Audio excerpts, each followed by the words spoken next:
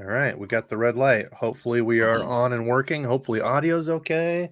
We're just missing the dizzle. What's happening, Feesherman friends? Welcome to another Saturday Night Live. It was supposed to be the four horsemen of the Dinkpocalypse, but we're missing one. Hopefully he'll sneak in here. But we got a couple old dogs in here that we haven't seen for a minute. Mr. Bass Geek, what you been up to, Hank?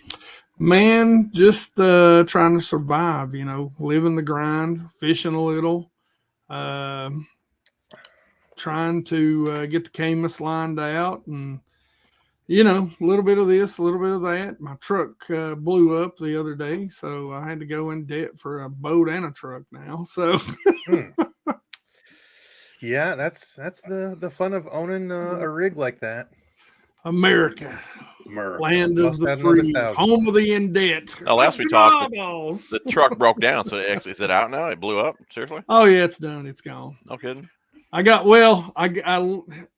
tell nobody. So if y'all see the old Bass Geek truck, I advise you do not buy it. Do not buy it. I took it to have the oil change. There was metal flake in the oil. And I had to go to a tournament, which I'm, tournament videos coming soon, blah, blah, blah. So that kind of freaked me out because that was a 3.5 hour drive one way towing a big boat. And I was just like, you know what? We're getting some trade out of it. So I took it and traded it in. There you go.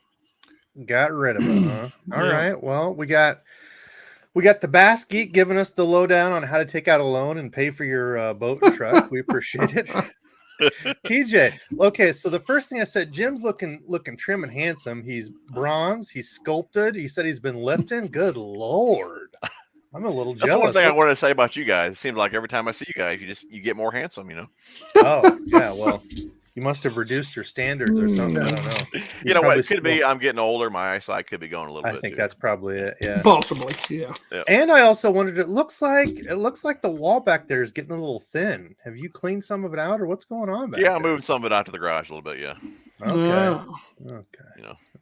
You're looking awful full there. I mean, I try to tell everybody all along that you have way more tackle than I got, I've been giving stuff away. Hey, somebody said in the comments, I've given away 2 zillions, Jim. So really? Yeah, I gave away another one last week. I had 2. I gave one of mine away, and I don't know. I said, you can do that when you have that much stuff, Well, I'm not on DEBO'S level yet, Yeah. What have you been up to there, Mr. Tackleist of the Junkies? Well, kind of like old Bass Geek said, working and little fishing. Not doing a lot of fishing, and the fishing that I'm doing, it's pretty dang slow, It looked like you had a good day out at the ponds. You and Big Shirley. Well, I guess it depends how you look at it. Out there 4 or 5 hours, and you catch 2 big fish and a couple little fish. I mean, it's not bad. But I'm out for like 10 hours and never catch big fish, so that's better than me. Hey, he needs to come down. You need to come down here. You go out for 8 hours and might catch one. But that should tell you really how bad it is here, because those ponds, we would jack tanks all day long, and to catch only just a couple in 4, 5, 6 hours. That's actually pretty bad, Yeah, it's all relative. Man, you're educating them. You're setting the hook too much. You got to shake a few off for future videos. It's like you're too good at catching them. I haven't even been out there that much. So that's why I'm trying to figure out why are that that bronze sculpted god is out here again. Don't eat what he's throwing. Is that his spinnerbait coming by our head again? No, they probably know the spinnerbait pretty good out there. Yeah, we're not biting that again. Yeah. Is that a bomber fat A? What is that rolling through here? Hey, I don't crank out there. Oh, okay. They haven't seen any square bills. Is that one of those Sakushi? What is that bugs going by my head? That's a Big Mike caught his on. Yeah, Sakushi bug. So tonight should be fun. I'm going to start pinging some questions here, or putting them in the parking lot for us. Listen, we just want to have fun. Somebody told me, and I've told this to the guys before. Somebody said it again, that like this reminds me of Saturday nights. Reminds me of sitting around a campfire after a Friday night of fishing. We're going to go fishing again the next morning, and it's me and whoever's on sitting around a campfire talking with DEBO fishing, and that's like the biggest compliment to me. Like that's what it should be. Like I would love to meet up with a ton of people and all of us just hang out around a campfire and then go fish the next day or whatever. That's what it should be. We're all average guys that fish. We're not, tournament pros winning 10 million a year, you know, on a circuit or something. We just all love to fish, and we all do it a little different. And that's the cool thing. And I wish Randall was here too. I don't know where the hell he's at. I haven't got a text from him. Probably out with the old lady. He's in Nebraska now, so he's like a fart in the wind. You know, he'll one there 1 second and then gone. So he's went out there following his true hero, you know, fishing with flare and Milliken fishing. It's, yeah, he'll be to Texas soon. He's more of a Guggen, so he loves anything Guggen related. Right, And he was actually telling me Flair doesn't really fish much. He keeps me up on all the. He's more farming with Flair now. Yeah. So. Yeah. He keeps me up with all that stuff. So old Dizzle, we love you. You better get your butt in here soon. I don't know. I keep checking. No text from him. He's probably out. Sharpen his knives up. Probably, yeah. So tonight, okay, so let's get into some questions. I've seen a few gear questions in here, lure questions. I had a question for you guys. What has been? I know you said it's kind of slow. I'm going to go back. Of course, everybody, just like Liza, all my members, thank you all so much for supporting me on a monthly basis. Blows my mind that so many people continue to do this, like Patrick. Everybody else, even if you're not a member, doesn't matter. Anybody who comes in here and supports on a Saturday night, I appreciate the hell out of y'all hanging out. So I'm going to go back and kind of pin some comments here, get some questions going. But I wanted to ask, and I know it's still kind of early in the year, but what has been your most successful or productive lure of the year? Or if you have a couple, what do you, because each year, and I don't know if it's that way for you guys, but each year I feel like I might have subtle changes. Like one year it might be an underspin, one year it might be a spinnerbait, one year, you know, like little things that they're all lures that I throw, but one seems to do just a little bit better one year over the other. Maybe it's just me. Maybe it's because I try to switch stuff up with videos. Maybe that's part of it, you know. I don't know, but it's kind of funny for me. It's always usually reaction type baits. I love fishing that way. But you saying the underspin, normally every spring, dude, that's what I jack them on for like months. And I haven't caught a fish on the underspin at all this year. That's been probably my number one bait this year. Yeah. That's dude, it's crazy how it goes in spurts. Yeah, but I mean, like I said, reaction baits, couple on a spinnerbait. And I mean, couple. I've only caught like probably not even 15 fish this year. It's been a slow year. A few on a square bill, a few on a spinnerbait, a couple on a swim bait. Just reaction baits. Nothing. Maybe a couple on a plastic. But nothing like crazy. I can't really say like one single lure is just killing it. I mean, it's just a variety, but nothing is really knocking them dead, you know. Okay. For me, it's been pretty slow. I mean, first of the, you know, and a lot of it's got to do with you know, where I've been fishing tournaments. So it's just been we've been, you know, rambling through a ton of different stuff. I think the only one that could pull that off is Jim, unless they like us big burly bears. Hank, I don't know about us.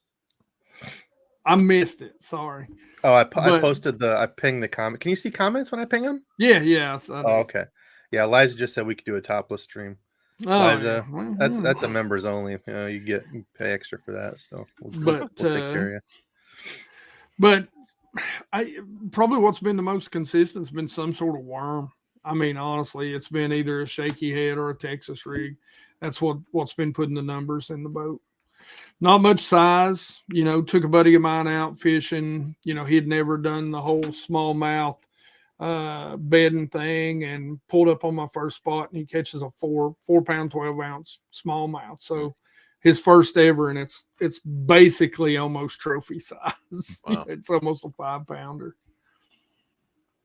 So. Okay. So fishing here has kind of been hit and miss. I would say the underspin or a version of it, the underspin or overspin, the top spin, have been kind of my two lures. And I don't know if it's just because it's been kind of those days where I feel like it's a little bit more like finessey, or, you know, like normally I'd be throwing a spinnerbait. Spinnerbait and lipless are like my two early spring lures that always catch. I've caught just a handful on a spinnerbait and only a few on a lipless one day.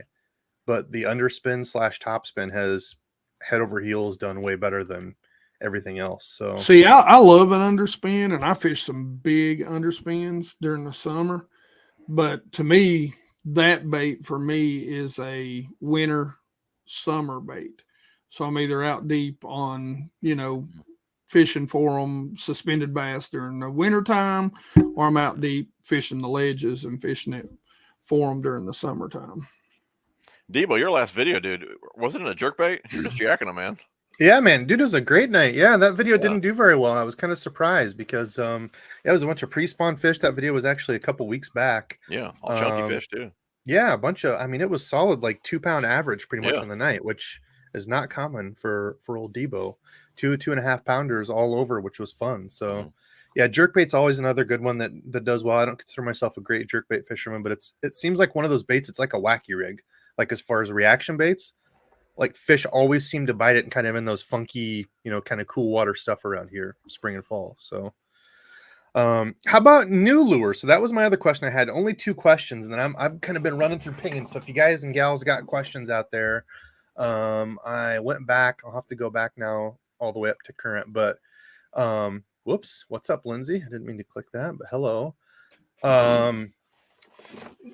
I want to know, do you guys have a new lure or a new rig or a new color of a lure or anything? Like anything that you picked up that you're like, this is what I'm wanting to try? Anything like that yet? It doesn't have to be like a new lure. Maybe you're like, oh, I got some new colors of this bait, or I got a new, I don't know. Not really. For me, No? I mean, it's Okay, just all been stupid kind question. I'll shut up here. I've not really been fishing a lot of new stuff. It's just been kind of focusing on lake breakdown and confidence. Things I've got. Yeah, I suppose that's confidence in. different when you're doing the tournament stuff. Yeah. Yeah. Yeah, I haven't tried much new stuff yet. I mean, I like to kind of catch them on what I have confidence in, it's like you were saying, before I start trying new things. And I can't really catch fish on what I have confidence in at the moment, so I'm not trying a whole lot of new stuff right now. Maybe that's a problem. Maybe I should be. Maybe you got to switch it up. Okay. Yeah, I'm trying to think. I don't know that I necessarily have anything super new. I did throw a lizard the other night. Lizard always seems to be kind of a spawn / post spawn thing that does well. I caught quite a few on that. Some of the new Yum lizard colors. Here is one. Okay, I'm gonna get ready to take a drink. Hold on. Let's see if you guys have tried this one yet.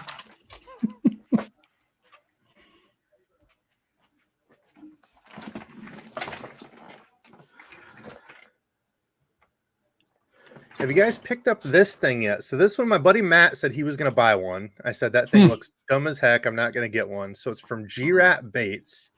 I forget what they call it, the Headhunter or something. I can bring it up here, but it's an interesting deal. So it's got a pretty big hook in back. I don't know if it doesn't have like it's got a keeper way up here. So I don't know if it's really meant to have like a paddle tail on it. Y'all are going to have to let me know. Is it like a wake bait?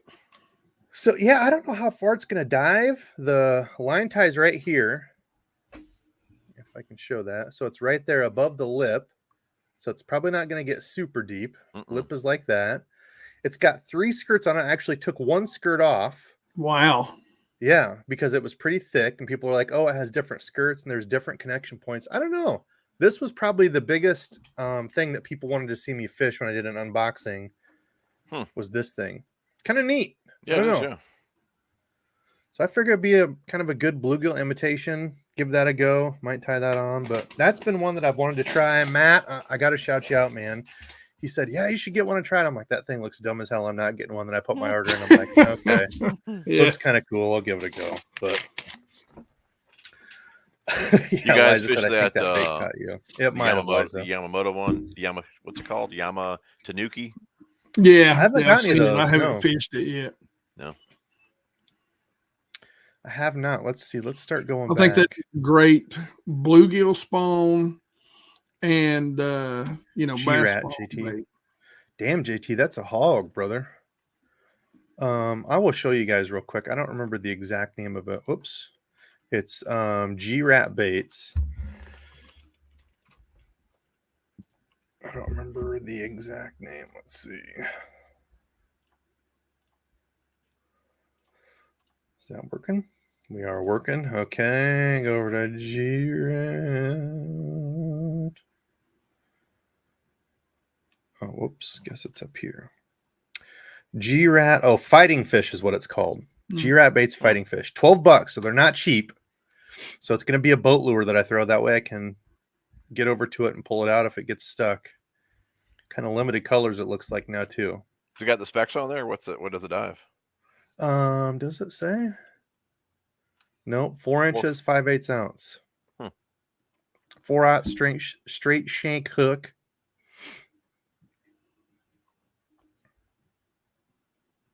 Yeah, shallow water. It says crankbait like deflections in shallow water. I can't imagine it would go too deep with all that stuff. No. I would think it would hold it up. Right. It's kind of like a square bill, really. That's what it is. Yeah, like a square bill mixed with Yeah. a swim jig. So I don't know. I kind of laughed at it for a bit, but then I was like, oh, maybe. Hey, you know what? I am lying a little bit.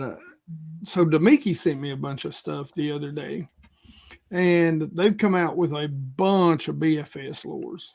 So, you know, the little teeny tiny stuff, man, and they've got a popper. I mean, dude, it is tiny. I mean, tiny. And so, you know, I love poppers, man. I love Topwater. I think that's going to be fun to throw just to see what happens. I mean, and I've got a very specific time of year on one of my lakes when they start chasing those little yearling, shad, and they're that big. And so I cannot wait.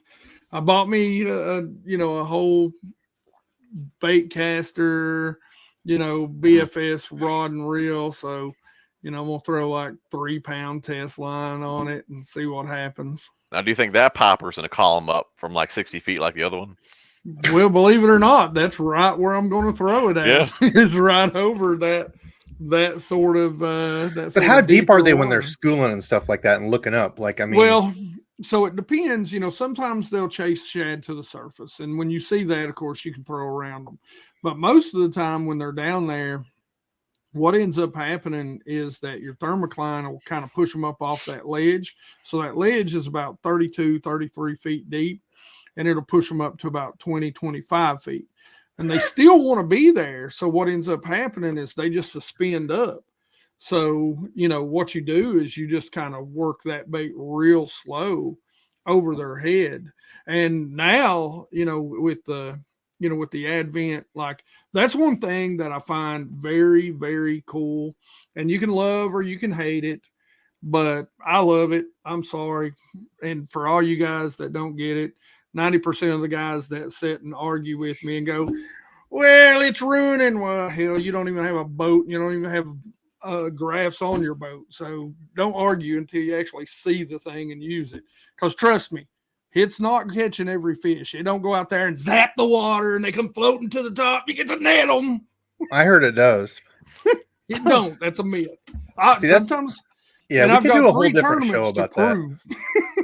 We could do a whole different show on that. But you can actually watch them. So my theory on it was actually right. And that's what is great about it. So you need to prove what you're thinking is right or what you're thinking is wrong. And everybody wants to throw that walking bait real fast. And when you throw that walking bait real fast, those largemouth, they'll come up 4 or 5 feet and then it's done past them and they'll just turn back down. They're like, it ain't worth it. It's hot. I ain't chasing that shad. Yeah, I remember you telling me how they react to the buzz baits too. Yeah. So, it's you just got to work it slow and give them time to, it's like me. It's like a fat boy, if I'm going to have to walk real far, screw it. I'll just eat some Vienna sausages and be done. Screw that steak. Oh, dude, the old Vienna sausages, man. We used to get those. Mom and I used to get those. That used to be our snack when we go to the store. Those, remember the little round potatoes and like the flavored sauce stuff? Oh, yeah. Oh, my gosh, dude. Unfortunately, that was my breakfast at this last tournament on Cumberland because we had an Airbnb and we didn't pass any restaurants to get breakfast. So it was like peanut butter crackers and those Vienna sausages, man. Breakfast of champions. Tough times. BFS taking over. Yeah, I don't know. Big freaking scam, if you ask me. I still haven't got into it yet. It's I'm going to play with it. It's interesting. I think it'll be great for like creeks and stuff like that. Like, are you going out and catching giant bass on it? If you're lucky. But I think that's the key term. Lucky. I think I was fishing some clear water. I would probably try it out, but fishing mud holes, I ain't gonna play around with it. So I think I missed a donation. Somewhere did I pop? Wow, I didn't even see that. That flew through. Money Bass, $2 bomb. Thank you, my friend. Shout out to Bass Geek. Top high-end spinning reel. Okay, let's start some of the questions. I've got a few grabbed on here. What do you guys think for a top high-end spinning reel? I'll be honest, I don't own a ton of spinning reels over $100. Yeah, I don't either. I've got a couple. I mean, what is it? Is it the Stratix? Yeah, that one, the Altagra, that was Stratic. like 150. That one's good. The I love the Lose. What is it? The Custom Pro. I think they have. Yeah, that's a pretty good. I wasn't a fan of that one. Yeah, I thought that reel lacked quite a bit. Was not a fan. And for years, all I used was not Sahara at all. for like $80. Sahara's awesome. The Sahara. Yeah, I don't really think you need to spend a lot of money on a spinning reel. Yeah, I'm kind of the same, man. The spool's not spinning, so you don't have the extra cost. Yeah, spool bearings and a lighter spool. I think the biggest thing is drag. You need to have smooth drag, and as long as the drag is smooth, like I think a lot of people like to pay for the fit and feel. Like, how smooth does it feel? How clean, And that doesn't necessarily make it a better reel. I mean, it makes it a more enjoyable experience, yes, but I kind of agree. I've been using this one. I've been using this Neck Save, and I've been really happy with it. Yeah, $50, So yeah. I think one of the biggest things that you can pay real close attention to, because almost every company now is putting the little ports to make it lighter in the handle, or and you really need that to be made of some sort of metal, because you'll get a lot of flex when you set the hook, and the reel will want to turn. So the ones that are plastic, like I broke 2 of the Lose. Are you talking about like the reel foot, like this piece? Yeah, that piece right there. And so I think it's important to have that made of, whether it's aluminum or whatever.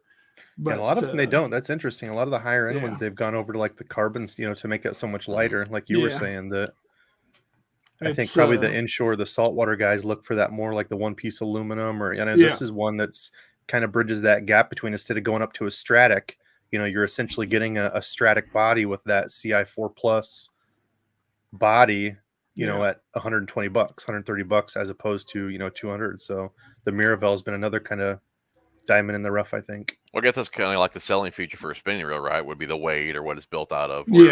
Casting reel, it's always the spool and the bearings, Yep. Yeah, and as far as dial, I mean, I use the Fuego. It's not an aluminum. I don't believe the Fuego is aluminum, is it? I think it's a carbon metal frame. Yeah, see, some of these, I feel like they're really messing with the lingo too. Like, so it doesn't necessarily come out and say like, see what the Lose. It's just like the standard speed spin. I think it's like $45, something like that. Because like I broke, and I love those. They're great reels, but if you torque them, too much. Like I think that's just a graphite body. I broke 2 of those. Yeah, graphite body. Yeah. So and it just depends. Like, if you're not fighting huge fish consistently, it's not as big of a deal where you're really letting them run and pulling out drag and stuff. But once you get into some of these, absolutely having that, especially like I think the BGs, and it says an aluminum one piece or whatever, right? Yeah. Maybe not. Gosh, I don't remember on some of these. But some of them will specifically say like a one-piece aluminum reel foot, reel frame, so especially if you're going against bigger fish, where they're really pulling and putting a lot of torque on that and twisting that, that little piece, that little reel foot there, absolutely, you can break it. Well, I broke one just fishing for spots, 2-pounders, but they're deeper. Anytime you set into a deeper bass, it's if so you much lean more into drag them a pulling little it bit, up, yeah. Which I'm Resistance. bad too. Like I'm, I'm probably older than both of you guys, so I'm used to fishing with these. Back in my day when I first started, drag was like, don't use your drag. Learn how to back reel. So dude, I hated that crap. I back reel to this day all the time. Can't stand it. I've got better. I've got to where I set my drag now on the better ones, a little bit more, but I'll still back reel, man. I keep mine off. People will pick up my rod. I'll just set it down for 5 seconds. I'll be like, I pick that up, and they pick it up. And it's like, move. it's blowing up. They're like, "Oh my God, what's going on with this?" Where's Greg? I'm new. I had the anti-reverse turned off. So no, Dizzle is not going to make it. He just texted me. He didn't even text me a response. He just texted me a screenshot of the conversation we had 2 weeks ago of him saying, "I'm going to be at a wedding 5:20. I won't be able to make the live. Just a heads up." So smart ass wouldn't even say, "Hey, remember when I sent you that?" No, he just sends a screenshot saying, "I already told you." So, thanks, Dizzle. I get it. Off gallivanting in Nebraska. Let's see. So let's see. Steven said the slobber knocker's been killing for him out there. What else? There were some people. Oh, somebody asked about the stutter step. A couple people did. Is that the Bill Lewis one? Yeah, Bill Lewis. Yeah. I've never thrown that thing. I've seen it on like clearance, and I feel like it's one of those kind of like looks gimmicky, you know. Yeah, it does gimmicky, to me silly looking baits. Yeah. But I thought the same thing about a plopper forever, and I held out and never bought them, and now they're one of my favorites. So yeah. Maybe, what's your favorite plopper of all of them? Like all the different brands. Yeah, like I only fish the plopper and the Chapo. Gotcha. The plopper, I mean, obviously is the OG. The Chapo has a slightly different sound with like the hard tail, and I like that it comes in a 110 size. Is that the size? There's one because I don't like the 90 plopper. I think the 90 plopper is garbo. I hate it. I know that's a lot of people's favorite, but I don't catch fish on that one. Like the 110 or whatever, and then what was the stubby one? The 75, I think. 75, I like. Yeah, I like 75 is a good one. I like the 90 too. I've got a ton on the 90. Yeah, see, I don't know. I'm not a fan of the hell is it? Oh, River to Sea. Couldn't even remember what the I know they have some kind of in-between sizes. So if we look at the ploppers, what is it? Is it the 110 plopper, then 100 Chapo, I think? Oh, that's the old one. That's the big one. Where's the regular? There's the silent. Yeah, 110 is theirs. I like the 110. And then for the Chapo, I like...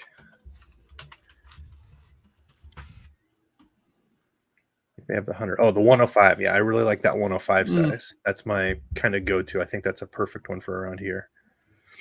But yeah, those are my faves. All right, what else we got? If you guys see questions, don't be shy. And Jim, if you need to get some supper, tell the old lady, grab you a plate of something, eat while you're on here, hang out with us. Say, make me some biscuits and gravy. So I can we know that's not happening. Live on air. I'm scared to try biscuits and gravy. Did you see where me and Fluke Master? Yeah. I had to. I meant to holler at you after that. Yeah, I forgot I even put it in there. I was talking to him the other day. I wanted to bring it up to him, and I forgot about it. Chris, I did not. I didn't even get out today. I worked on some stuff in the basement, and yeah, I got sidetracked. Didn't even get out. Dang it. Oh, Corey got to the fishing outlet in Spirit Lake. Man, I've never been up there. Dizzle used to hit that on the regular. He used to visit Spirit Lake, Okoboji a lot. They have some good deals. I know he'd come back with some really good deals on stuff from up there. So used to be kind of the headquarters for pure fishing, Berkeley stuff up there. I don't know how that's all changed, if that's different now or what, but yeah, man, definitely some good deals. I remember one time he came back with like a sack of lines that were on clearance that he just cleaned shop on, where he got fluorocarbon and all kinds of stuff. So, okay, let's see. Patrick asked, has anyone tried the 13 Fishing Concept A3? I think that's the bigger one, right? Like the musky. Yeah, I have not tried that one. I've tried a bunch of the 13 Fishing.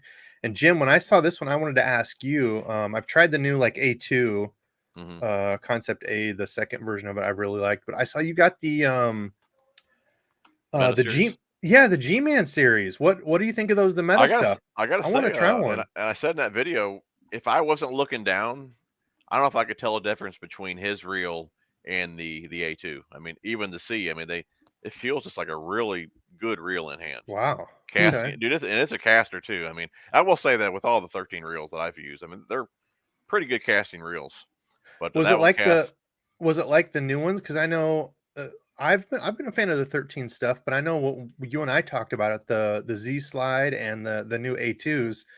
Dude, they were so hard to dial in. And then after talking to you, you said they had changed like the brake foot material or something. That's what Gene said. Yeah, they're just much slicker now. So if you would normally run like 3 or 4 brakes, you got to up it. And that's what I had to do with this. That's what I had to do. I seen a video where G-Man was saying he leaves his on 4 and never moves it. So I put mine on 5. And even on 5, you still got to use your thumb from time to time. I mean, they're casters, dude. But yeah, like you said, you need to have a good thumb, or you may even want to put it on 6. And just keep that tension knob a bit tighter. But it's definitely a great casting reel. But as far as how it feels in hand compared to the others, I mean, it's a solid feeling reel. They definitely knocked it out of the park with that one, I would say. That's cool. I want to try one of those. How about the rods too? I know Randy has one of the rods and he likes it. Yeah, I would say too with that, I was a bit hesitant on the cranking rods because they're glass, and every glass rod that I've ever held, never been a fan of, just because they're always tip heavy. And that one felt that way as well. I tell you this, like the KVD Lose, I threw that one a few times, put it down, didn't like it. And I was kind of feeling that way with the G-Man one, but it was growing on me more. It didn't feel as heavy, and once I got used to it, I didn't even really notice the weight anymore. So I was definitely a fan of it after I got used to using it. But I wouldn't let that throw you off, because like I said, once I found out it was glass, I was Is it pure glass or is it composite? It's probably composite, but still, it's just as they're bigger. Like, definitely a bigger look. Oh yeah, it's a big blade too. Yeah, but it's just kind of like that KVD one. But the KVD is definitely a bit more tip heavy than this one here.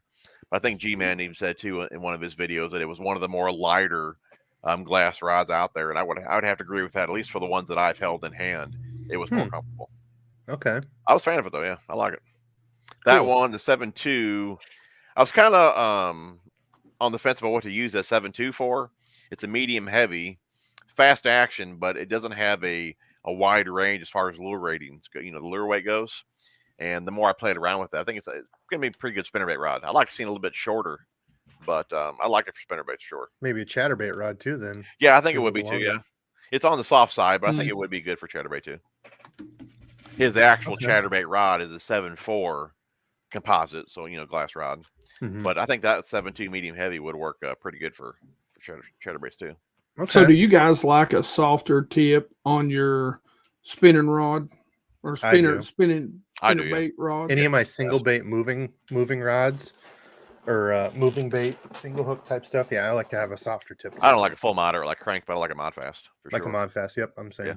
See, I'm totally different. I want a fast. See, that's the cool part about fishing. 2 + 2 never equals 4 in fishing. Depends. Well, I know a lot of guys. No. Okay. But I know a lot of guys are going to that softer tip. But it's just like jig fishing. Like you can ask 10 different guys in jig fishing, and some guys say that a moderate is better. Some guys will say a moderate fast. Some guys want an extra fast. And it's so much of it's just preference. For a jig, and I guess it really depends on what. Excuse me. What size hook? Like if I've got a girthy hook, take a drag. Or if you're using braid, it depends. Are you using braid to a leader? Or are you using mono? That's true. Depends. But even some of them softer action rods, they got a hell of a lot of backbone in them too. Though I don't think you'd have much trouble with even if you had a beefy hook. You can even dig down into it as you start reeling down into it, get a little bit of that bend before you're really set, and then you're right into the backbone. So yeah. Okay, well, that's a fun conversation. Yeah, that's the thing too. That's what I said, and I think we talked about this before. Is I love getting like all of us on, so we can have the different looks of like the different ways of fishing, the different ways of using the gear. I like to give the different opinions for folks. Liza said Tatula 100 is a heck for real for $159. Yeah, I absolutely agree, Liza. Back when Sportsman's was it Warehouse or Outfitters? I forget which one it was. Used to have those great deals on reels. I think I got mine for $109. They had the Tatulas 100, 150, and 200s for $109. And that's when I bought mine. So look for those sales. But yeah, even at $150, that's a great little versatile reel.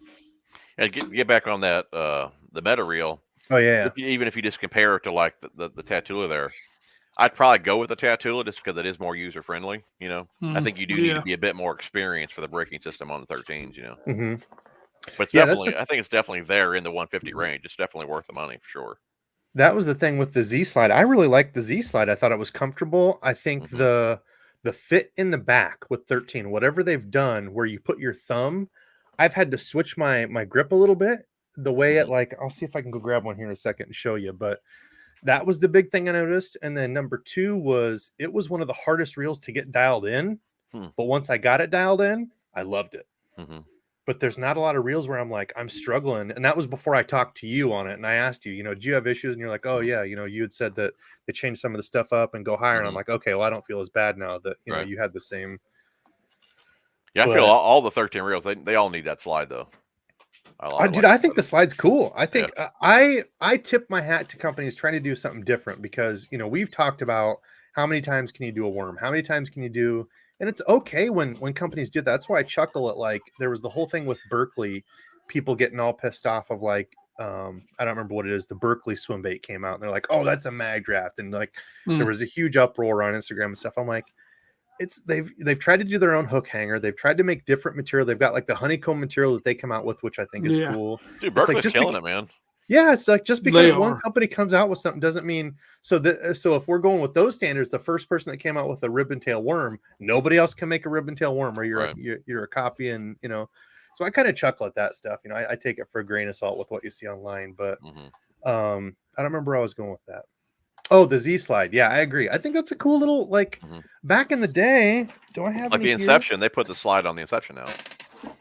Oh, really? It's only in the Inception slide. It's only in an 8-speed, but at least they did move the slide over to an Inception series too. Yeah, I thought that was kind of cool because it does work. Like, it definitely does feel like you're clicking it up on just by going like that, and then even when you cast, you can hear it as you moved it. Yeah.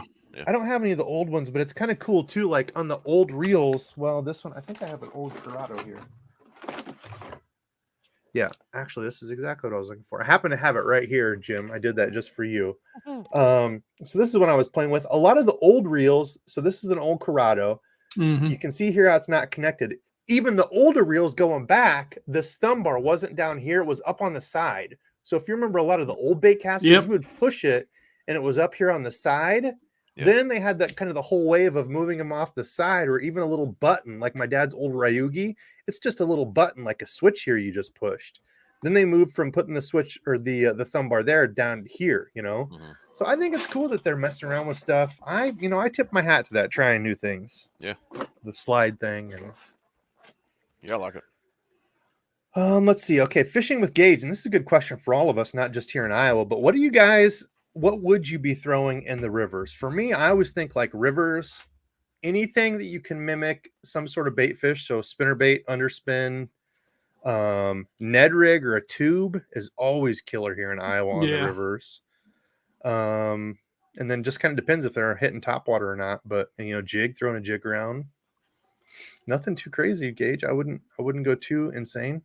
Yeah, Ned rig, little. See, I swear, man, it seems like for me, like the whole worm thing has come back around like a Texas rig, a shaky head, especially if you got just a little bit of current, weight it just to where you can throw it out there and it's just barely ticking along in the current, and let it kind of glide. Yeah, the one thing I will say about the river gauge, I don't know what kind of river you're talking about, but it's a whole different deal if you're used to fishing ponds and river or ponds and lakes once you get into current. So you might have to step up your weight a little bit to make sure you're keeping bottom contact, or your lure's not just getting taken by the current right away. If you got spots you've got to push through it, you might have to bump up just a little bit. But let's see. Okay, I am way behind on comments now. I am at 7:59. So I seen one like when we first got on here. I don't know who it is. I've tried to go back and look, but they ask, and this would be something even for everybody in the comments to answer too. What is, like, when you guys go out fishing, what's the average size catch for your waters, for your area? I'd say mine's probably 2 1/4, 2 1/2, somewhere in there. For our waters, or for me? Like if good people are fishing it, or if it's just me? For you, what do you normally get? Oh, that's probably and I'm not good. I don't mean that in any way, but the average probably in the lakes that I fish is probably that 2 1/4, 2 1/2. I'd say 1.5 pound. That's my go-to when I don't know what it is. I just call it a 1.5 pound. Yeah, I'd say about the same, 1.5 pounds, 2 pounds, about average. Yeah, I know. Like a big fish around here, like when you see people talking about catching a big fish, like once you start catching 5-pounders in here, that's a really good fish. Like you just don't, same you know, it's here. not like It's Texas or five- some of these other places where it's like, oh yeah, you know, I've caught Yeah, 5 you're double not digits catching this year eights. already. Yeah, you're right. not catching 8s here. You see like one guy or like maybe max like 5 guys that catch like a 7 or 8. I fished in a club a few years back and it took like 2 years. We had a 6-pound pot. And this was there were some sticks in this club. And it took like 2 years before anybody won that pot. I think the dude won like $1,500. Wow. So like a 6-pounder is something that if you can consistently weigh in 3-pounders, like a bag of 3-pounders, 5 of 5 3s, you'll finish top 5 99% of the time. Looking back through comments here, people, this was back when we were talking about the Chapo. Yeah, the Sprinker frog, man, that's one I haven't thrown in a minute, and that's one that has caught me a ton of fish, especially pike. People look down on pike, but if you've never had a day of catching a ton of topwater pike, dude, it is so much freaking fun. They're like torpedoes coming out the water. Oh my gosh, and just mean. That's so the frog much with the tail on there. Yeah. Yep, the ploppy tail on back. Yeah, a lot of people thought that was a gimmick, but I don't know. It worked for me. I like it. I haven't caught a lot on it, but you guys thrown the Hellraiser yet? No, no. I haven't even bought one. I don't even know, man. I still said, dude, the first thing I said when I saw it, it's gonna be a pike topwater crusher. I haven't got to throw it yet. I want to this year, but we'll see. You guys already thrown topwater? It looks like somebody skint down the nose of a shower blow, cut it in half, and then stuck. What was the rage blade? Remember the rage blade? Yeah, the rage blade. That's exactly what I said, dude. It looks like somebody repurposed all those old rage blades. Yeah, and that's exactly what it is, the rage blade. So when I seen that, I was like, what the? It reminds me of like a suic, one of those like musky baits that are shaped like that you pop. With somebody took one of those, sized it down, and then put the rage blade on back. Yeah. What can we do to make it really crazy?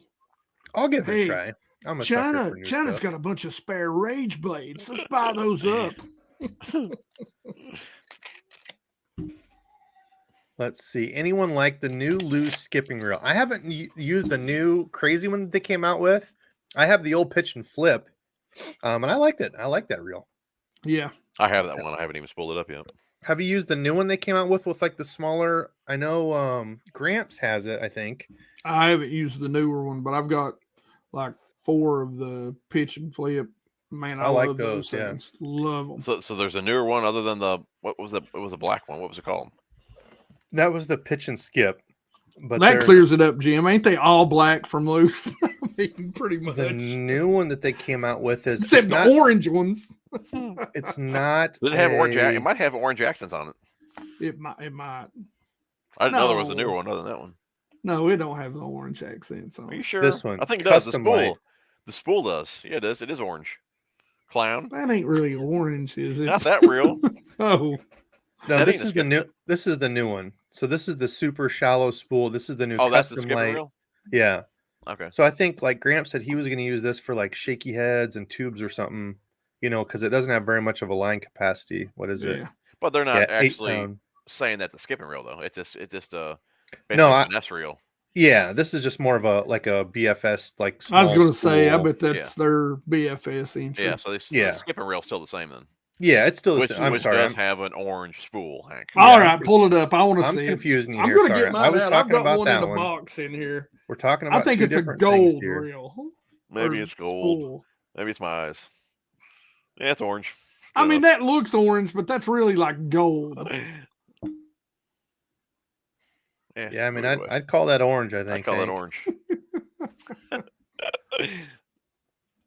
Yeah, I like that reel though. $199. Yeah, the other one's a whole $100 more. $299 for that other one. Wow. Do you have that one, the finesse one? Do you have it? I don't know. It takes bigger magnifying glasses. I don't have any of the new loose stuff. I have no. I know they came out with. Let's see. Do you guys have any of these? Have you tried the new Elite TI? $500? Yeah, no. Actually, I'm getting ready to spool those up. No. What? You got them? Yeah. Listen. Holy I got 2 of them. See, I'm not like you Man. all. I can't But afford this. I stuff. sold my Pro TIs to buy those. They came out with this one, the Hero. I'm Okay, probably so the most. here's what I'm really interested in, though. Somebody pointed this out. I shared this on my story. LFS, probably wow. top 1 or 2 best $99 reels of all time, is on sale for $75 right now. Yes. I put my Tackle Warehouse link below. Use it. I get a little kickback. If you don't want to use it, go to Omnia or somebody else, wherever. That's cool. It helps support Debo. If not, $75. But the thing that I'm interested in, are they going to come out with a new one this year Right. at I think ICAST? that's pretty cheap. Yep. That'd I'd be say so. pretty cool. So you guys going to ICAST? Absolutely not. Nope. I'm going. Well, maybe my cameraman's done been approved, but I'm not been approved. How the hell does that work? Excuse my language. How about this one, Jim? Did you get this one then? No, I didn't get the Pro TI. I just went with the Elite. Oh, I had the older You Pro skipped TI. this silly one that's only $3.99. You went right to the big Well, dog since I reel. had those Oh, okay. before, I Yeah. sold those and got the new Elites. I think what the main difference between the two, I thought it was the braking system. I could be wrong, but I think that's the difference. I don't know. I've not really looked at these much. They're a little pricey. Let's see. What does it say? ACB Quiet Cast. Okay, so that's the same type that's on all the other. So yeah, I think you're probably right. I think I did remember this one said it had something. Yeah, the new Paramag braking system, recessed external brake dial design. The thing that really aggravates me about Lose though is the gear ratios. It's like, I don't really care for 7-speed reels. I'd rather have a 6. Yes. And a lot of them only come in 7s. Yes. Yep. That's where we Yeah, differ. that I like drives that me 7. crazy. I'll take 7 all day. Yeah, when I want to review a reel, normally I like to crank with it. It's like all the Yeah. reels I get from them, I'm not going to crank with them because they're too fast, at least for me.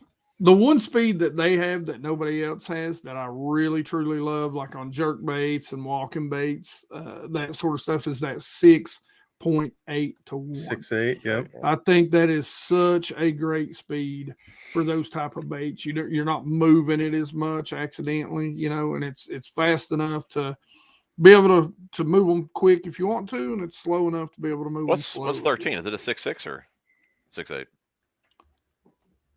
What? Wait, They might even be 6.4. Are they? Are they a 6.4? Is No, that I don't think Daiwa? 13 6.4. I think Daiwa 6.3, ain't it? Okay. Is Daiwa 6.3? Hell, I don't even remember. Let's see. Casting reels. what speed reel do you like on like your spinner baits and chatter baits? I prefer a low 6. I'd like a 6.3, but it seems like a lot of the ones that 6.6 are like a 6.6, 6.8. Yeah, And 6.3, 6.4. It's a bit on the 6.5. fast for me. I'd rather have a low 6. That low middle is what I like. Yeah, I like a 7. Like a 7.2. I think it's Shimano that does the 7.2. Like if I could have everything in that, it'd probably be that Shimano 7.2 is my favorite all around. Yeah, I can't do it, man. It's too fast. I've got a real bad habit of this is my regular speed. Oh yeah. Yep. And if I'm throwing a spinner bait or a swim bait deep or something, I cannot. I have to have it slowed down for me.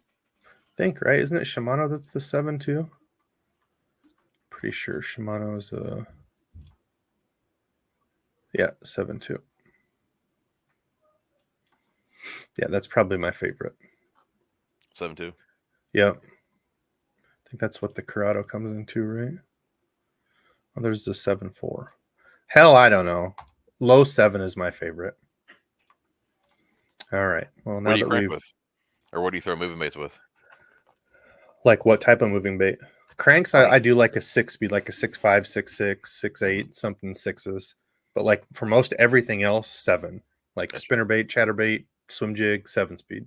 Jig, 7-speed. Oh, I got to show you something. Hold on. All right, let's see. I think we got a couple donations. I just saw one come in. This is at 8:14. Trevor with the super sticker. Thank you, brother. If you got a question, let us know. Oh, wait. Then I think I missed another one up here somewhere. Oh man, I am way behind. That's Jim. Jim is giving away a zillion here in about 10 minutes. He was nice enough to do that for us. We appreciate that, Jim. I love. No, I'm kidding. I will do a random giveaway here in about 11 minutes, about the hour mark. Be like a $50 bag box of stuff. I usually try to throw in a few more for y'all. We'll see what we can get going soon. I was actually going to grab, I found a few random boxes of stuff that I didn't remember I had. It was older stuff, but were just packed away in a corner. I was going to grab some of those and kind of go through some kind of fun. When you got as much stuff as you got, man, it's easy to misplace it. You got so oh much my stuff. God, TJ, I don't even want to hear it. Well, I had to start moving some of my stuff out to the garage. It was getting too crowded. I couldn't even Dude, walk if you see all the through crap down I got out here. there, you die. I got so many boxes of crap out It's there. not even a race. I honestly have not been buying much at all this year. I've slowed way down. It's because you're a big dog. They give it all to you. Oh, I wish I would get. Dude, I'm telling you, I joked about it for so long. Reaction Innovations come drive a truck full of stuff over here, and never happened. So I'm old news. They got all kinds of other cool folks to send cool stuff to.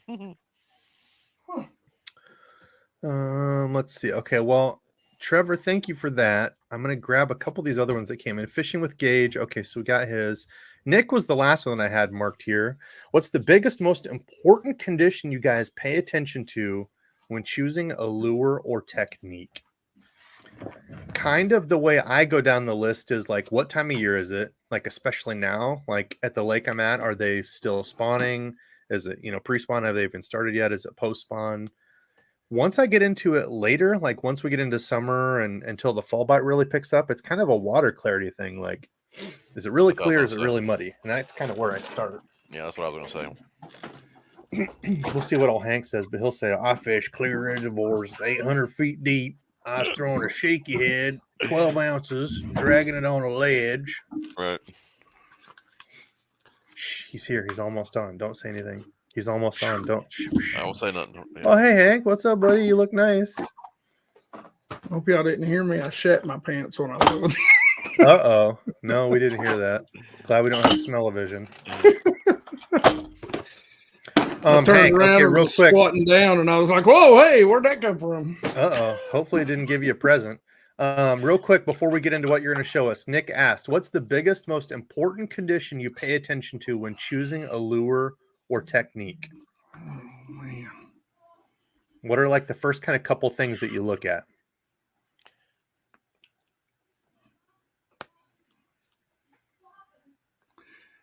Man, there ain't one. Like I have a set of rules that I go by.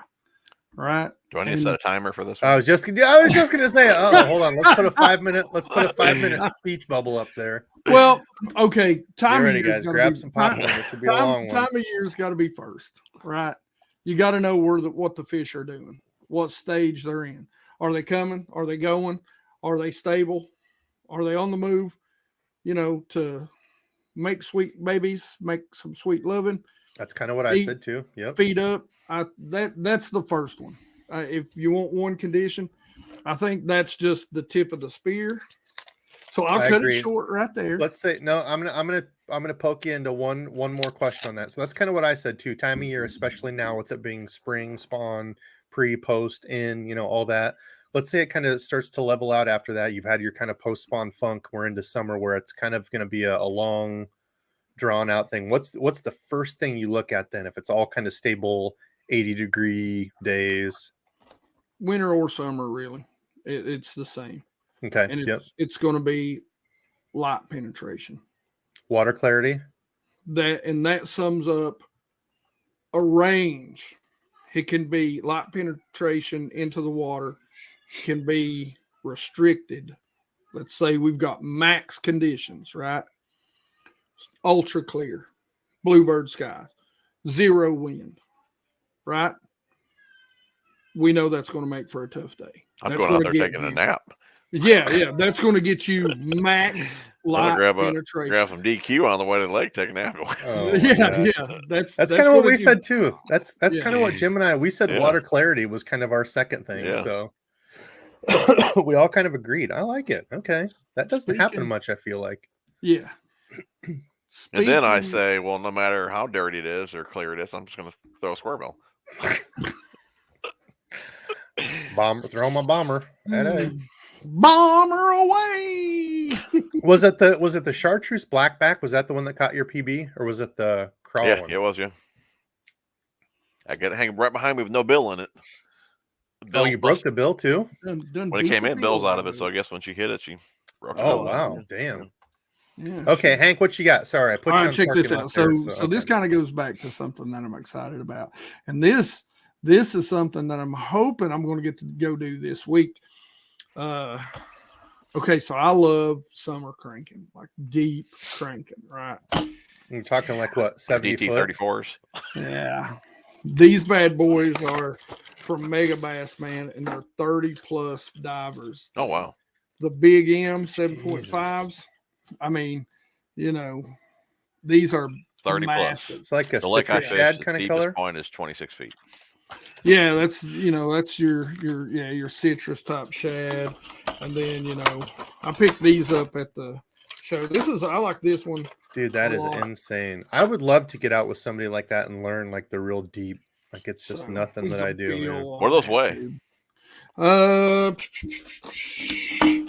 I don't read Japanese, so weight is 2.18 ounces.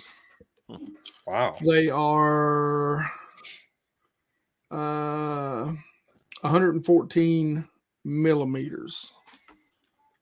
So that's I don't know. 14. So 2.5, 2, 5, 10, 4.5. What did you say? 110 millimeter? 114. Well, I like that color. Like 5.4. Finish on there. Yeah, I love how they kind of glaze. 4.5 inches. Yeah, so they're big, man. They're beefy. I can't wait to throw these. That's what I want to go do this week. I don't know if they'll be quite that big or that deep, but it should be prime time for that on one of my favorite lakes. That's one thing I was going to touch on too, without getting too nerdy, Chris. When we were talking about speeds and stuff, yeah, it also does depend on that inches per turn. You can have a small spool versus a big spool, and it could be you could be bringing in the same amount of line on a 5-speed reel as you are with an 8-speed reel, just depending on how big that spool is. So that's a really good point. And even how much line you have on you got on it, right? That's right. Yeah, yep. Because they're assuming full line capacity at that speed or that. If you've done a lot of cutting and tying, it's going to change. TJ, question for you: have you used any Fenwick world-class rods? I have not. I've used. I think it's a brown rod from Fenwick. Used it years ago.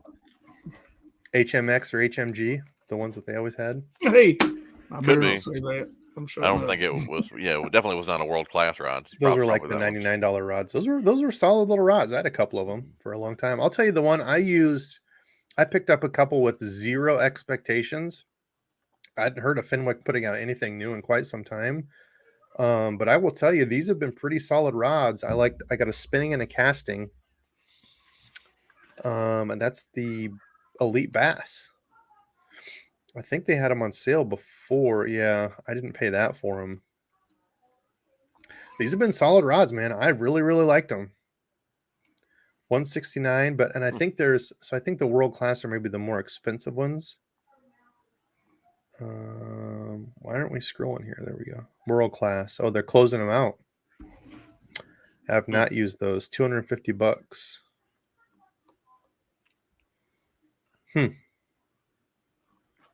Yeah, I've not used those. I did like the Elite Bass though. I thought they were a solid grab. The HMX and the HMG were the old ones. Yeah, it's like $99. Tyson's had these 50% off when I grabbed them back in the day. Solid stick for that price. It's a good looking rod. Yeah. Any idea of tack horse? I don't know. I haven't heard. I would hope so. Yeah, I don't know. So, yeah. When are we going frogging in the morning? Oh, I wish, dude. Let me know, Steven. Are you in my area? I forget the people that message me that are around here. I want to go frogging. Chris, my buddy Chris, that I just pinged there a minute ago. Oh, right here. Actually, that just asked that question. Got on some frog fish. He's about an hour and a half south of me, so the frog bite should be picking up. I always figured June. Like if people ask me like when's the frog bite going to start, I always just say June. It's kind of always a good.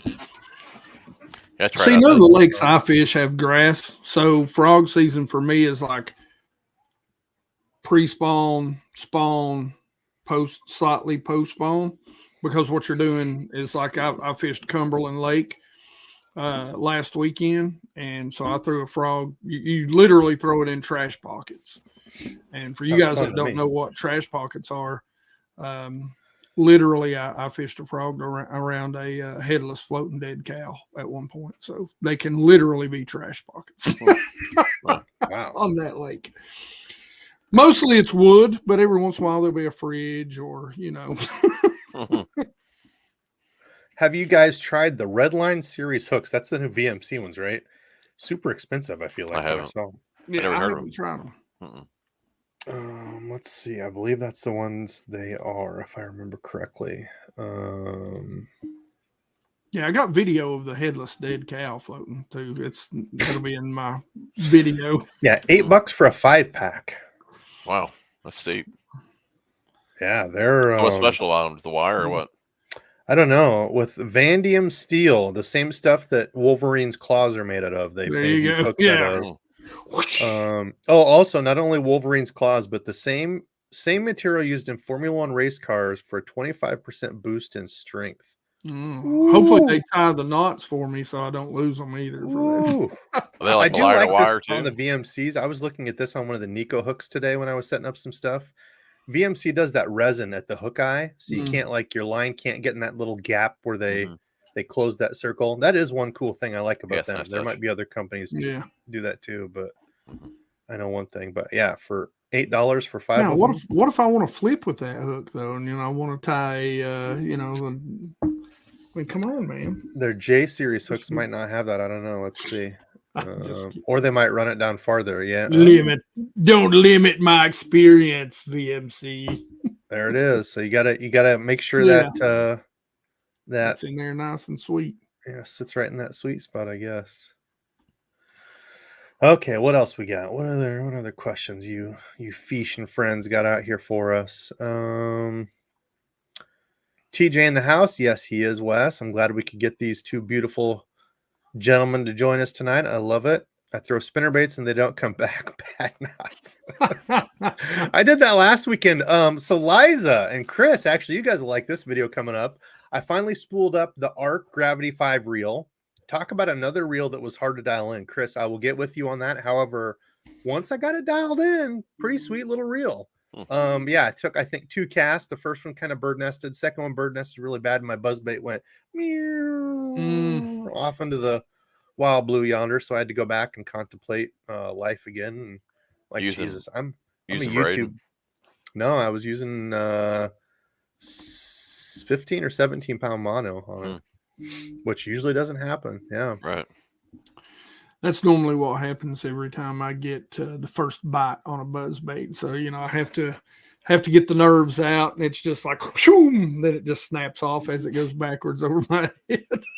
Yikes. So I keep 2 at the ready. Yeah, once I got it dialed in, though, I liked it. What's your favorite Topwater? I think buzzbait's probably mine. Ever? Yeah, just favorite to throw. That's not even a question. I might have to delete you from this stream if you guys answer anything other than frog. Too, but I like a buzzbait. See, I don't have the frog experience that you guys have. Oh, come with me. All expenses paid. All you have to do is pay to come down here. Once you get down here, free lodging, free food, free frogs. Hey, I'm up for it. Like I said, I get a week off every month. I'll hook the boat up and drag her right on out. I got a new truck, new boat. We'll travel. Shit, let's do it. Come down and I'm down. Don't threaten me with a good time. My garage looks like your basement. Yeah. Punch still has me crying internally saying my basement's a mess. It's always a mess. I started to film you can't see it, it's over here. This is like, it probably catches half the room right there. I started filming my organizing stuff and I'm like, I don't know what the hell I'm even going to tell people. I don't even know how the hell I'm going to organize this crap. Right. So it's like, I'm a failure at what I do. I don't know. My Topwater, it's probably a buzzbait. Like, that's my favorite. I love buzzbait. But I catch way more on walking baits. That's a big one too. Going back to, I'm digressing here back to what we were talking about before, but yeah, Brown Bait Co said wind or water clarity. That's another big one. Yeah. How dirty is the water and how much disturbance do I have? Cloud cover and wind. kind of all those put together is a really good point. Yeah, that's light penetration for me. Yep. Light penetration is water clarity, chop on the water, which can be wind or current, water color and cloud cover. That's that all that factors in. You might have 5 foot clear water with no chop, but you've got a really hard overcast sky, and it's going to allow you to throw some brighter colors. Yep. Or darker colors.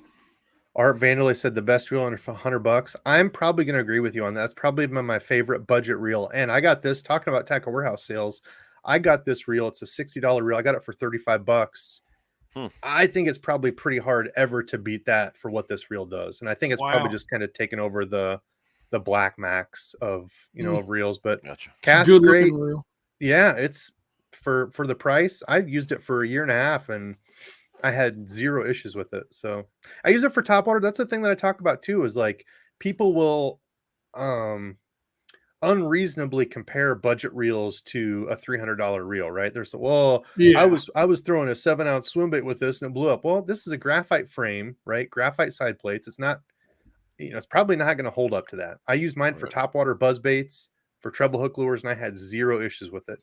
Slung it a mile for $35 at that price. I don't know that there's a reel that could beat it. So, and I've said that in multiple videos. But what did you have there? Did you get some Abu stuff there, Jim? I was going to ask you about that. This is the Revo X. I thought I seen you using that one here recently. I did. I've got mixed thoughts on it. I really like what Abu's done on some of the stuff. The Revo X, I think, was a pretty big miss, though. Oh, really? Yeah. Not function. Like function, everything works really great. But here's my deal. And there's a few companies. Luz does this kind of too. When you go look at casting reels and Abu, they've got some really good reels like that one. I think probably the best budget reel on the market that we were just talking about. Then you step up from that, from 59, you go to 79. They have the Max STX. Then I do have the Jordan Lee reel for $100, $110 actually. Then there's the Max Pro at $89. And then you go to the Revo X at $120. It's like a new reel every $10 you go up, right? Makes no sense to me. Yeah. So I think they could delete the Revo X. I think they could delete the Jordan Lee. I've actually really liked this one for $89. And I got this on when Berkeley had that 50% off sale at Christmas. So especially for $45, killer reel, killer freaking reel. But even at $90, I think this is just as good. Zero difference between this, the Jordan Lee, and the Revo X. And I'll talk about that when I do kind of the overview. Gotcha. But I do like the shape that they went to. That's the thing. I do like the shape. Like if you're somebody that likes to finger the line, I can't really show it here, but they've kind of cocked it over to this side. Because like when you hold your finger on it, you're not. I know that's what one thing a lot of people hate about Daiwas is when you put your finger up here. Daiwas are definitely bigger at the front, and a lot of people, if you have kind of a larger finger, hate it. But the Revos, they've kind of slanted it this way, so like if your finger goes this way, it kind of molds with the way the new Revos do. The Revo SX, I think, was a really good move by them. I really like that one, but yeah, I don't know. That'll be a video coming soon. Do you have any other new Revos besides the X? No, this one so far. And it's nothing against the reel. All of those reels that I said that didn't make sense, they all have worked really well. Right. That was the one I was using in the jerkbait video. Was that one on my pistol grip rod? Okay, yeah, that's right, yeah. Yep. I haven't used a ton of the reels, but the ones I've used, out of the ones I've used so far, I think my favorite is still the Ike reel from them. I like the Ike? I've never used that one. That one is being discontinued right now. So I don't know if he's coming out with a new one or what the deal is there, but let's see. Oh my goodness, we got some donations coming in here, and we need to do holy crap, we're at an hour 8. You guys, Jim, if you need food, go get food. That's all right. You're allowed to eat on stream. We're sitting around a campfire talking fishing. We're just having fun. Well, I'll do a giveaway here in a second.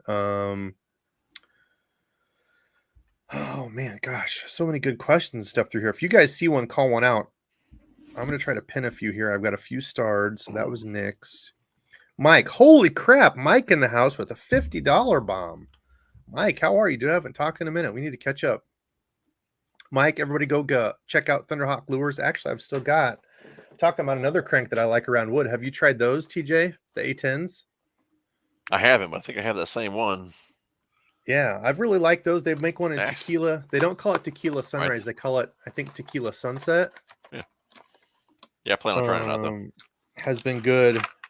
Yeah, I've talked about this before, but it's kind of a cool spin-off of like the old, if you guys remember around here, we called them the lazy Ike. A lot of people call them flatfish was the look of that lure, kind of in like a C-shaped lure. Mm-hmm. But the bill and everything is integrated into it. So your line tie is here, and I was messing around with it around brush and stuff, and it did come through wood and brush really well. Pretty weedless. Yeah. So especially if you're a bank angler looking to crank on some of this, and it's kind of got that kind of harder knock sound to it. Yeah, Thunderhawk has some cool stuff out. Hopefully you're doing well, Chief. We need to catch up sometime, man. I think they were supposed to have now. Listen, I'm not even going to pretend like I was excited about it, but I think Thunderhawk said they had a new drop shot lure coming out. I'll be honest, I am probably the world's worst drop shot angler ever, but some cool worms stuff coming out from them. So hopefully we'll get to see some of that soon. Hopefully you're doing well, Mike. Neil, also with the donation, said if you were a fish, what kind of fish would you be? The Black Max is the best budget reel. I agree, Debo. If I was a fish, I would probably say I am pretty 99% sure I would be a pike. Slimy, kind of stinky, kind of toothy, got an attitude, kind of just like to do my own thing out in the wild blue yonder. I don't know. Probably an old pike would be Debo. How about you guys? What fish would you be? I'd probably be a spotted bass, always in the way. kind of irritating, kind of always pissy, just kind of like, stealing people's baits. Jim, how about you? We got to think.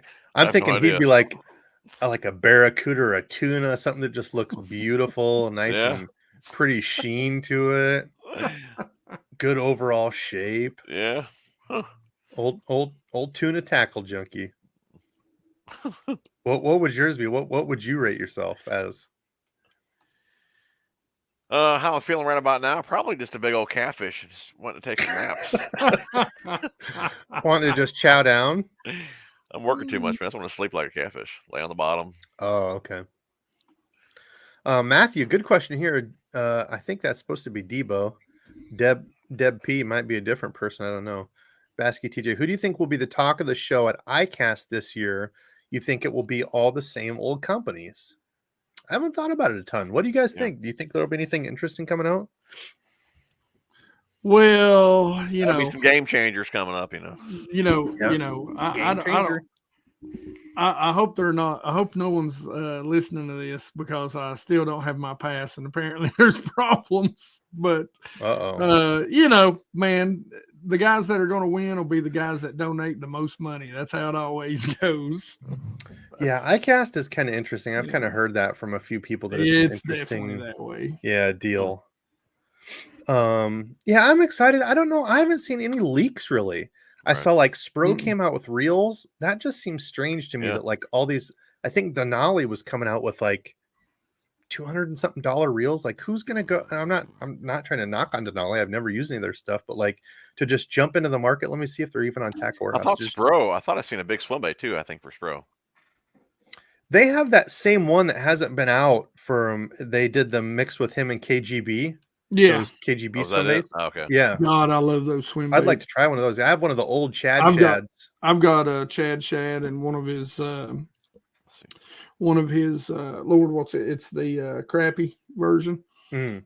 And so one of the guys, TJ, that I used to fish with, and he's kind of gotten to a different thing, but we used to talk back and forth. He was buddies with the guy the KGB guy that owns it.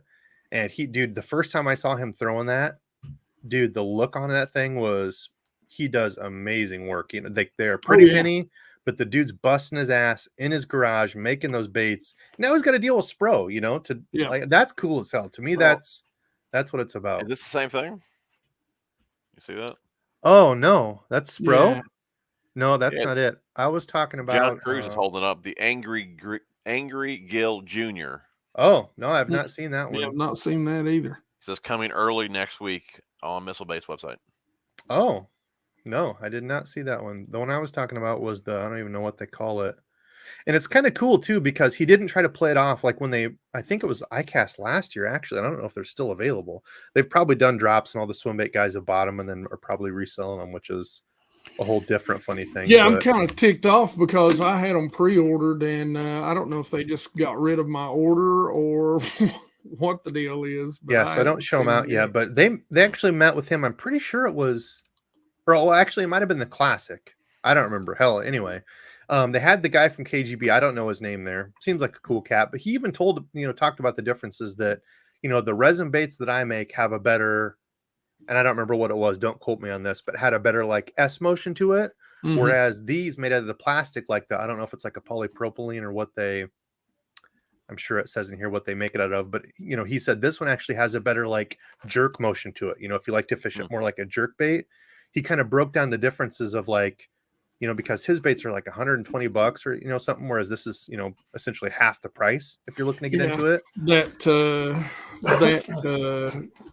It was a certain paint job. It was like a blue crappie, but that was like $214. Yeah. Now they go for like ridiculous prices. Yeah. And I think it's cool, man. I think it's cool when somebody, not necessarily that the price is so up on them, but, somebody that's been busting their butt, doing this out of their garage, making these, finally makes it and, does something like this. That's cool. That's cool as hell. But,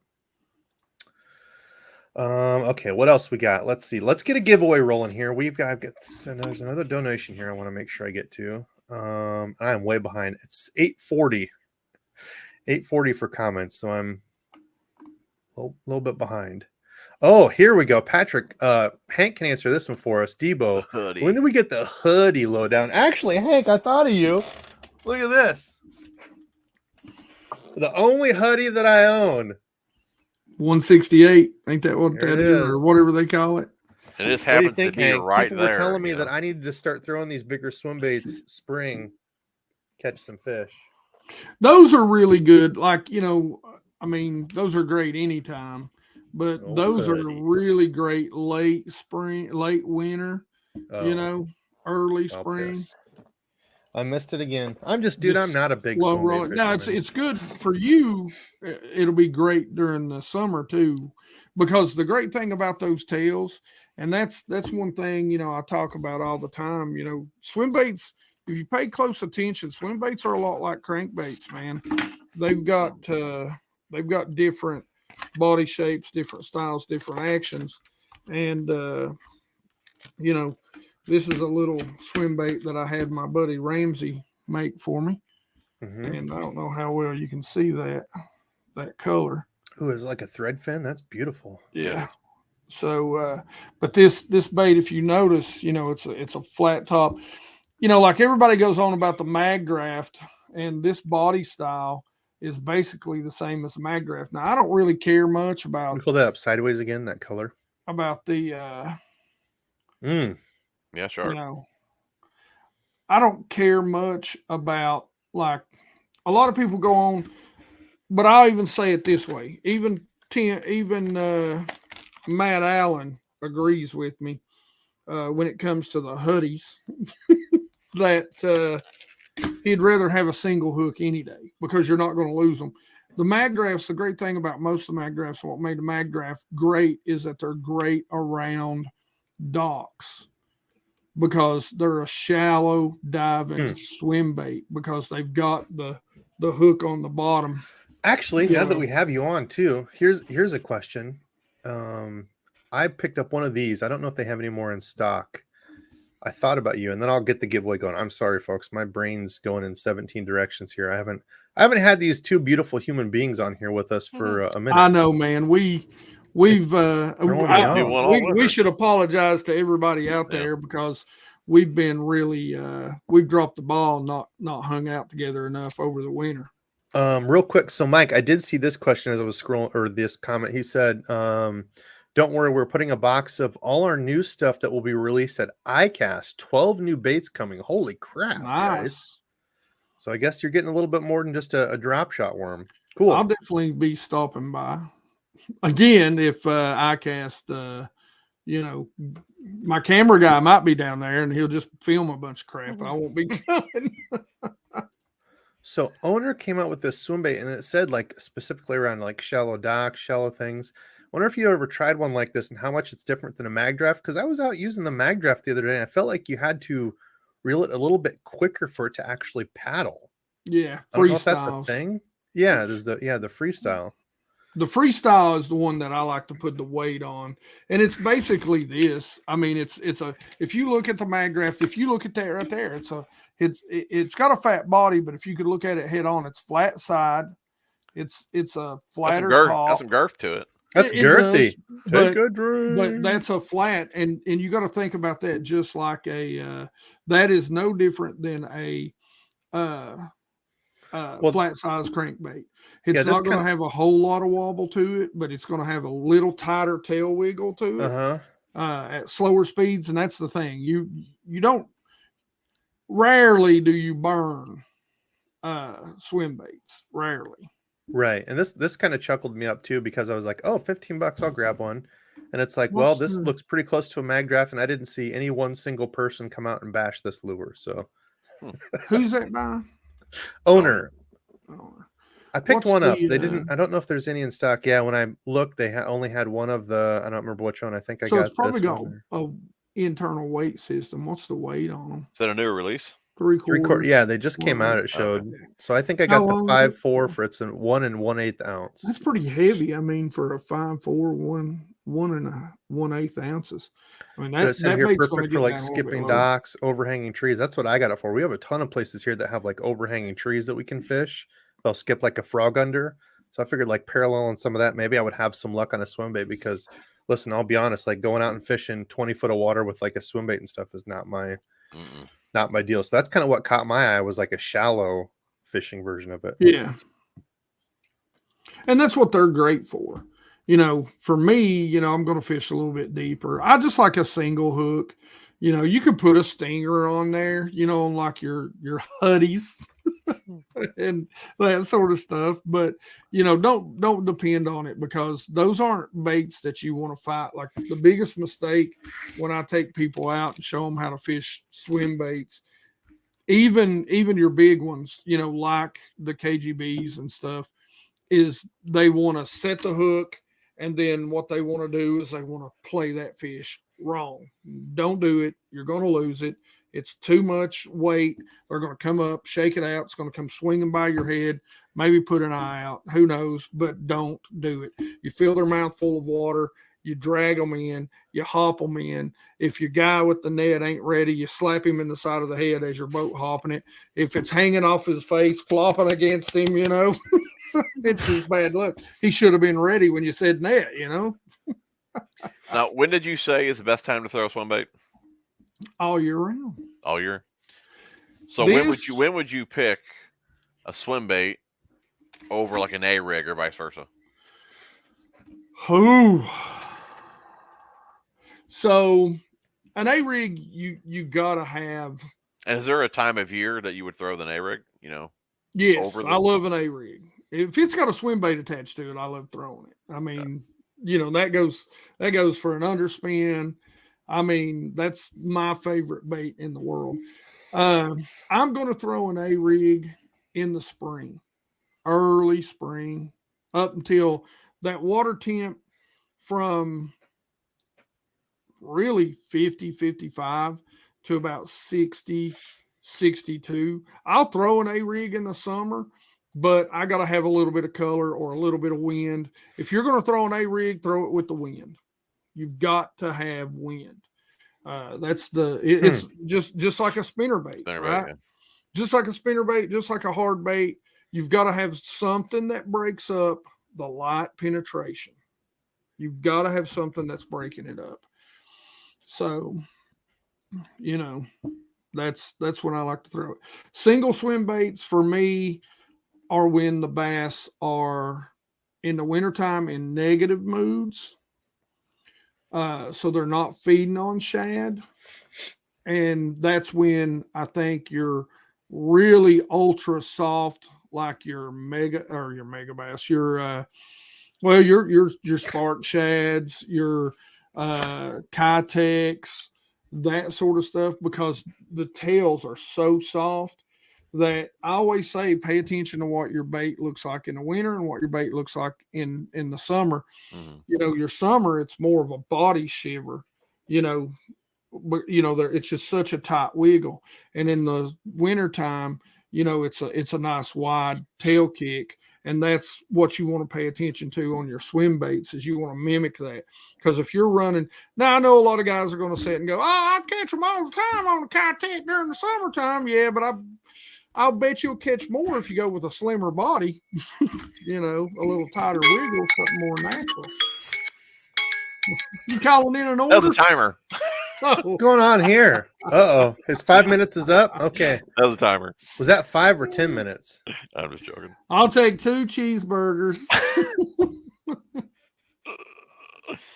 Okay, I'm rolling through. I'm appreciate not the trying input, to be like I'm not paying attention. I was listening. The biggest thing you said there, Hank, was the A-rig with some wind, kind of thinking of fishing like a spinnerbait. And that's what Yes. I've tried to do.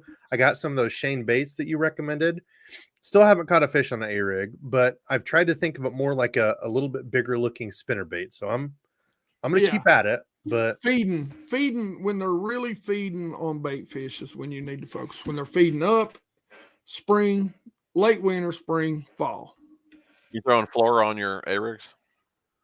Yeah, for the most part. I would like, I don't throw, and a lot of people are like, and they'll argue with me, but they can't argue this point.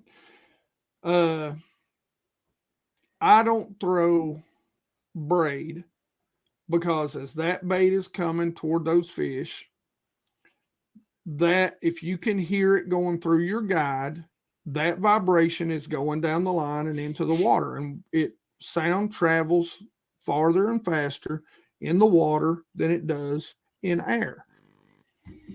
So okay, real quick. So hashtag Huddy if you want to be entered. It's just going to be a random box of goodies I'll throw in here. HUDDY. I don't know if I spelled it right. Hell, I don't know. I'm not a Huddy slayer, but HUDDY. That's my version of the Huddy. Real quick, Trevor with $2 bomb. Trevor, thank you. He had a donation earlier too. He said, "What's your favorite combo on a budget?" I've got mine, and I think Hank and I might agree on the rod. I know we've talked about this before. He got the medium heavy. Yeah. I got the medium. I'm going to say the Aerodex for the rod. Gosh, it's such a good rod for the price. I don't know Figured how you they were do gonna it. agree. Okay. Jim, how about you? What's your favorite budget rod? Let's say $60 or less. I don't $70 know or the less. price for sure. It's probably right around there. It was. I don't have it anymore. It's from PC Fun. Was it Yes. Phantom X? Maybe. That was a great one. Yes. Yeah, I like that one. You know, Pissy Phone, man, they make some good budget reels too. Some Yeah. really good rods. For the reel, yeah, I'm gonna be a broken record here. The Max X for reel, I think, is for budget. I'm gonna have That's to try one of those. hard one to beat. I think. I don't know what you guys got for like a $50-ish reel. A reel that I paid $50 for, the Pro Qualifier when I got it on sale. There you go. Buy one. It's basically buy one, get one every other year. Okay. Well, hopefully that helps, Trevor. Look up some of those. I'm trying to think if I got any other good.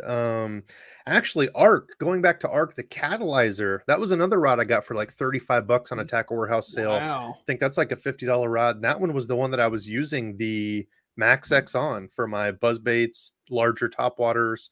I got a medium heavy, and it wasn't super soft, but it worked for those, like a little bit larger baits, 3/8 ounce buzz baits. I did throw a 1/4 ounce buzz bait on it, of course, a little bit heavier hook, but the larger, like walking baits, that was the one I was throwing the KVD Sexy Dog on, the big one. Had awesome days on it. So don't let people tell you that you have to have a super crazy expensive combo to go out and catch fish, man. Go out and have fun. Let's see. I did grab a couple other. There was another donation here we'll get to. So I'll give, after we answer this one, I'm going to draw. So 167 people entered. Hashtag Huddy, going to be a random box of lures. Okay, what not? See, here we go. Jim and Hank and I were talking about knot videos before. I need to do an updated knot video. I've actually kind of got a cool knot video idea that I haven't done before. And I think it would be tying my leader knot in less than 30 seconds, the Alberto, as I do my opening, which I've probably just given away now. All the big YouTubers are going to copy this and make millions off of it. I got an idea. Yeah, hey, let's do it. But that's going to be because like that's my go-to knot, and people are like, oh, it takes me forever to tie a braid to leader. So anyway, what knot do you recommend for braid to fluoro? I'm having problems with the uni knot breaking off. So I've kind of foreshadowed mine. This is a video I've wanted to do for a while, but Eric, mine for sure is the Alberto knot, and that's for spinning. I think it's a great spinning knot. I don't know. I haven't tested it with like big stuff. So if you're going like 40-pound braid to a 20-pound leader flipping and pitching, I've not tested it with that. But for all my spinning, I always use an Alberto, and that's either 10 or 15-pound braid to like an 8 or 10-pound fluorocarbon leader usually. So yeah, for me, unfortunately for him, and I use it. I don't use leaders on my casting gear. I go straight fluoro or mono or to braid back, but so spinning gear is the only place I use leaders, and I use either a uni knot, a double uni knot, or a blood knot. The one thing I like about the blood knot is the double uni. It's kind of like this, and so you've got 2 tag ends outside, where at least in the blood they're together, so it's only like you have 1 tag end, and you can cut it down. Man, somebody showed me a knot the other day that was really quick and thin, and I have got to find that. Had to be the FG. That one you can tie in like 2 seconds. It's so easy. The FG, yeah, that's the one I always say. It takes a nun, a priest, a 3-legged donkey, and 2 12-year-old fat boys. But yeah, it's a great knot. Once you learn to tie it, I've tied one successfully. I just haven't put enough time in, but it is really thin. But this one is really thin, man. And I mean, it was so crazy easy to tie. And somebody sent me a video of it. I've got to find it. I wish I could. Let me do a test. Okay, here's the deal. After we pull the Huddy drawing, I'm going to do a test and see if this will even work for video. It might not be 30 seconds. Let's do a minute. We'll have Jim bring up his timer since he's already been timing Hank on all these, and we'll see. Okay, Eric. Hopefully that helps. Called the GT knot. It might be. It might be. Here says GT knot. I don't know. I've never heard of that one. Okay, so let's see. I want one more. I want 175. I don't like the even 174 here. Go 175. Once we get that, I'll draw hashtag Huddy, who hasn't entered here. We have 309 people watching. Y'all are crazy. I love it. We need one more person to enter hashtag Huddy, then I'm going to pull it. If you don't enter, I'm not giving it away. I'm just going to delete it. Nobody gets anything then. So that's how it's going to be.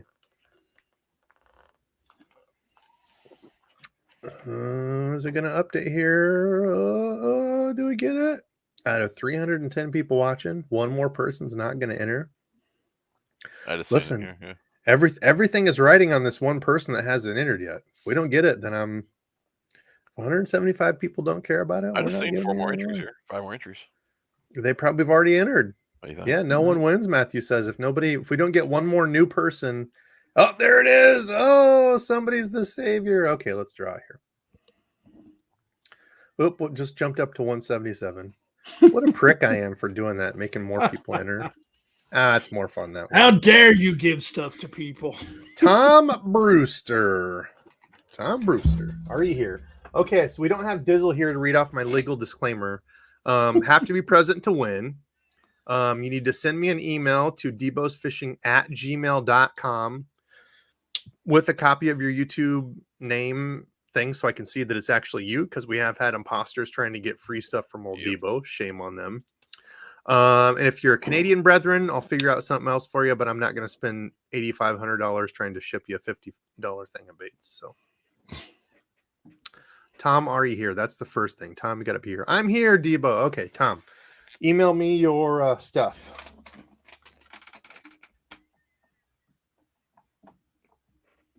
That's a good idea. A little board there.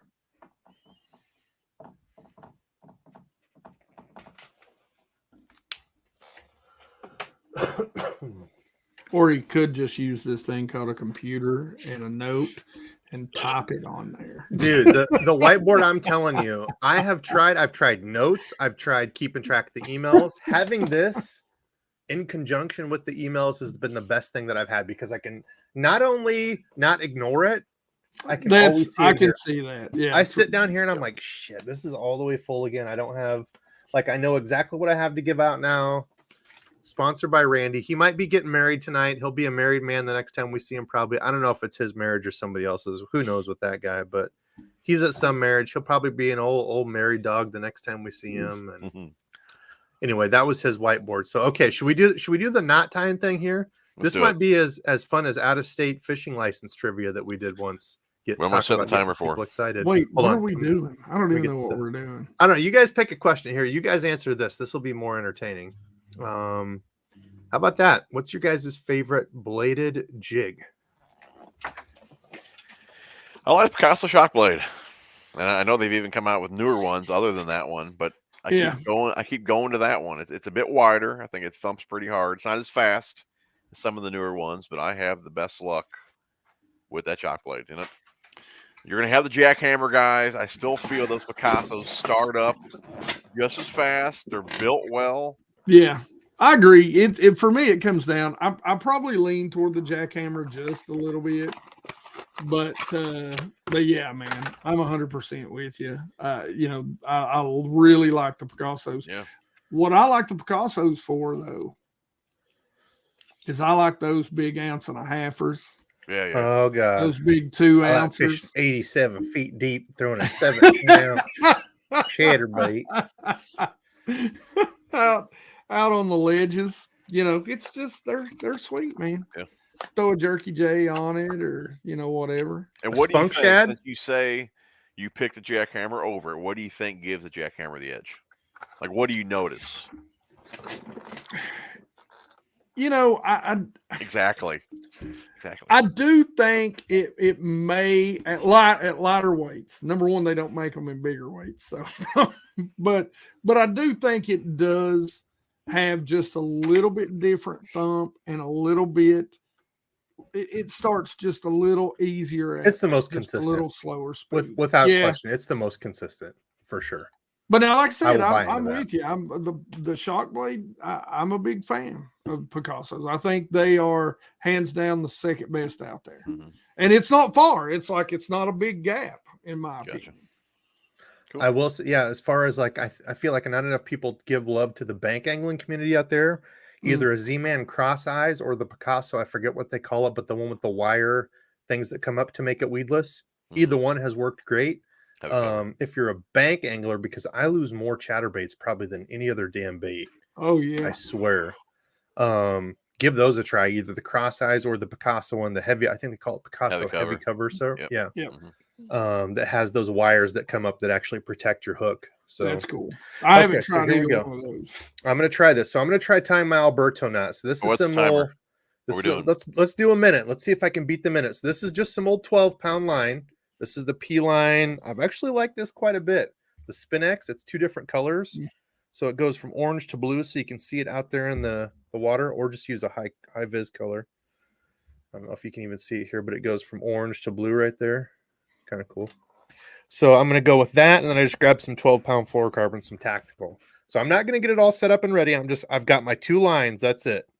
Okay. I win. So go ahead and start it. Go ahead and whoops. I think I got both here. Now, listen, this might be as riveting as fishing trivia.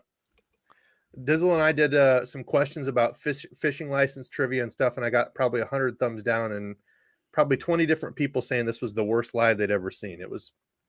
It's pretty rough. Do the viewers want to take any bets on this? You know, if I can get it under a minute, I'm pretty sure I can. Okay, so you tell me when you start it, and I'll go. 3, 2, 1. Okay, so the Alberto knot. So as we're talking here, my favorite probably next to those as far as a chatterbait has been the slobber knocker. I know people have been hating on it, that it's like, oh, it's just replayed version of, a chatterbait. One thing I will say, with the ones with the wire over it is I don't think you obviously get as good of hook penetration in it. Whereas when you go to something like the slobber knocker for an open hook, I think it was probably the best open hook bladed jig that I used. So this is the final touch here. I do 8-ish around. There we go. That is the Alberto knot, ladies and gentlemen. What was it? 18 seconds to spare. Seriously? Yeah. Okay, so the only thing I didn't do was cut it. So I guess 42 seconds. Give me some slack there. That's as quick as it goes. I usually do about 8 around with 12-pound line. You can get away with doing less. Some people, if you go like to smaller lines, so let's say you're going like 6-pound to like an 8 or 10-pound braid, you probably want to do more around 10 or 12 wraps. But that's it. And I'll just show you here. This is what you're looking at for a knot. You can cut it pretty close and it comes through stuff pretty damn well. And that's in the wind, just talking, not like super focusing hard, but that's your knot. And you can cut those there. You can kind of see it right there. It's a good thin knot. Yeah. So there you go. That's the Alberto. That's my, hopefully that'll make, I'll just have to pull that from my video, and that went pretty smooth. I can't believe it went that well on camera, but there we go. Cool. Oh, hi. All right, what else we got? Questions. I like the Googie. Yeah, that's probably the worst bladed jig I have ever seen. I don't hate on Guggen just to be cool or anything. Yeah. That what the hell was it? Clickbait? Yes. That clickbait's the worst bladed jig I've ever seen. And Guggen does make some cool stuff. So let's see. What else we got for what else do you all got for questions? Trivia was the most humorous. We were doing out of state fishing license trivia cost and stuff, and we got raked on the coals. So actually the 918 Jason, Texas rig setup, rod, reel, line. I think I had him saved. Yeah, this was one I had saved from 856. Sorry, Jason. What is your Texas rig setup? Rod, reel, line for pitching to isolated targets. Go ahead if you guys got one off. I'm going probably a 7.2 medium heavy, fast action, 15-pound fluorocarbon, 7-speed reel. I'm extremely close. Yeah, I mean, I would say I think a 7.2 medium heavy, like soft, fast rod is probably my favorite all around, especially for like Texas rig, most moving stuff. Yeah, 7-speed reel, 15-ish or 17-pound fluorocarbon, and let's go. I'm just going to go with my brush pile, summer brush pile worm rod, which is about the same. It's probably going to be a 7.3, medium heavy, fast to mod fast action on that. Again, like you said, 15-pound fluoro, something 15 to 17 might push it depending on how thick the brush piles are and how deep. But yeah, some sort of 7-speed reel, How about, okay, I'm going to push it one step further. Let's say we're going out for a day. I found a bag of $5,000 that somebody left us, and it said, here's you guys' tournament for a Texas rig. If you're fishing for $5,000 for the day, you don't know the place. Okay, let's say it's just stained dish water. You can see maybe 3 feet down. What is your go-to plastic for a Texas rig? You don't know if you're fishing grass. You don't know if you're fishing brush. Let's say you get one for the day. You only get one plastic. Texas rig it up, flip and pitch stuff. Something like some sort of swim and crawl, jigger crawl, probably. Okay, fair enough. You can even do like an old school versus a new school too. So old school, I will say a Pit Boss. The Berkeley Pit Boss was like, say Pit Boss too. As far as an old school, man, dude, that thing did so much.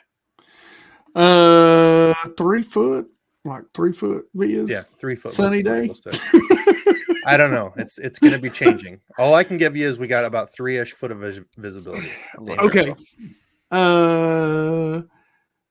I'm going with one of my favorite colors, green pumpkin magic, and it's either going to be a stick bait, some sort of stick bait, or really? I mean, I mean, you think about it, man, you know, throwing a straight tail, what's a better, even Texas rig, what's a more girthy, what's a more girthy worm So girthy. than a good stinko or What size do you throw? Do you throw a 5 or 6 inch? 5 is my go-to.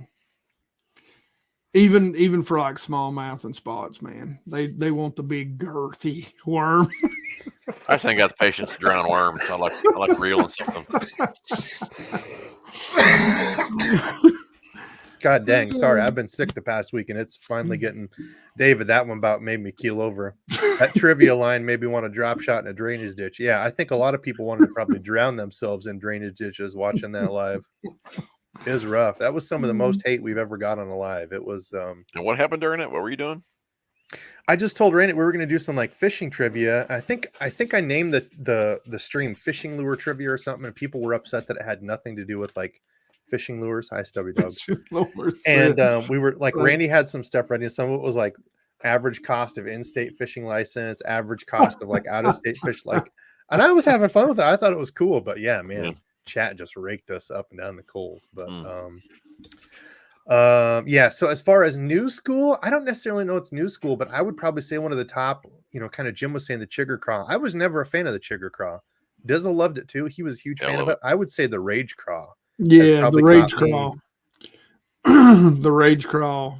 The most fish is like a generic craw, you know, ish lure. So I would always get the crazy legs chigger craw too. If I didn't want that much action, I'd pull off a couple of the tails, but crazy leg was one of my favorites. Yeah, Dizzle was a big fan of that one too. I was never a big fan of that one. I don't know why. Let's see. Speak of the Dink Master, there he is. Gramps, don't be trying to hide that. We know you're not really a Dink Master. Oh, there it is. Berkeley Pit Boss, 5-inch Cinco. All right, let's see what else we got for questions. If I'm Texas rigging it, it's not going to be a Cinco though. It's too many. You're going through too many. We'll do this one, then I'll have these guys grab one question too. Then we're getting out of here for the night, so Jim can go eat. Poor dude looks like he's wasting away. I don't know how much weight he's lost over there, but good Lord. I'm putting it on lifting. I ain't lost any. Get some meat on your bones, dude. Lord, wasting away. Okay, favorite Carolina rig bait and colors. What do you guys have? Do you have a favorite I haven't thrown the Carolina rig for quite some time. That's one of those that I used to throw, kind of like the Mojo rig or the split shot rig. I know Big Mike throws that one. That's one I used to throw a lot, man. Yeah, I'll throw a lot, to be honest with you. Yeah, I've kind of gotten away from it. I know for me back in the day, going to like a little creature style bait, you know, some sort of floaty, like a brush, like a baby brush hog was a good one. Or, and we just Carolina rigged worms and stuff too. Hard to beat a brush hog. I don't even like dragging a jig on lakes that I fish. It's such a muddy, soft bottom that. Oh, really? I try not to even disturb the bottom. Yeah, I don't drag much at all. Yeah, the thing that I guess the interesting thing that kind of I thought about more is I never put a ton of thought into like necessarily the hook size versus how buoyant that plastic was. Like obviously you use a floating plastic, you know, and something like that. But we had Punch on a while back and he was talking about throwing the free rig and going to like a real finesse style hook with a really buoyant plastic to really get it like floating backwards. Cause in the free rig, it's essentially like a, you know, this open drop shot hook that can slide up and down the line. You throw it down, then that bait can kind of like float backwards, you know, up off a slack line. It kind of made me think more about my my Carolina rig stuff too, because I would use like salted plastics and stuff that weren't necessarily that hard to beat a brush hog for me. And then, you know, it just depends. Watermelon red, PB&J, green pumpkin, you know, all those sort of. And then when it comes to free rig, now I'll tell you a couple on a free rig. Pink Floyd. On a free rig, I almost exclusively throw some sort of a Aztec, whether it be, you know, by Strike King, Z-Man, Nico, something like that. And then I'll throw a heavy bait, like one of my favorite baits. Even I'll throw it up because what ends up happening is that bait will fall and that plastic they'll separate. So the weight, you mean? Yeah, the weight will fall on the bait, so it'll fall faster. And the deeper you go, the farther it'll be away. And It so you has a can different sit look to there. it. Yeah, Yeah. people were questioning that as like, oh, it's just an unpegged Texas rig, and it's like, No, yeah, put it them has a side by side, especially different in look. deeper water.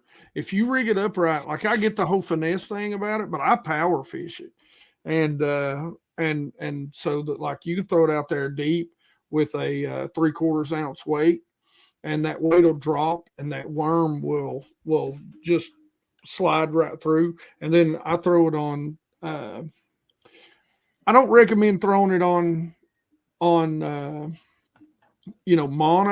but don't throw it on fluoro. Pick up something like Canine Lures, their copolymer, which they it's called fluoro, but it's neutrally buoyant, so it don't have a lot of stretch to it, so you still got the feel, but it's not going to weight that lure down. So actually funny enough that you say that. My dad, his PB is actually on, they used to call it Carolina rig and minnows, but it was the old floating Rapala minnows, like a 2.5 inch or 3 inch, whatever those. That's Dad's PB, was they were Carolina rigging those. And I don't know if it was really a Carolina rig, it might have been more like a split shot, but rigging those little minnows and dragging them around like that is how they used to fish brush piles back in the day. And on that blue and silver one, that minnow is what he caught that. On the scale, it was 9, but that thing was a monster. Very easily could have been a 10-pounder because it was on some old janky, spring scale that Dad had back in the day. Listen, so who knows?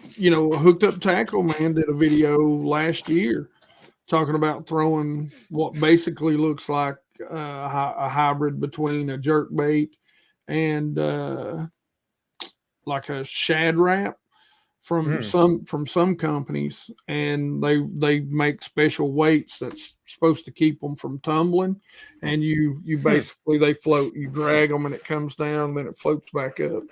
So yeah, I think walleye guys have another thing. They call it they have like a weight that they use that has like 2 tails that I don't know. Dad's done it before. I'm not a walleye guy, and I hate trolling. Like, I would rather peel my fingernails off than go trolling with Dad. Like, it's not fun at all.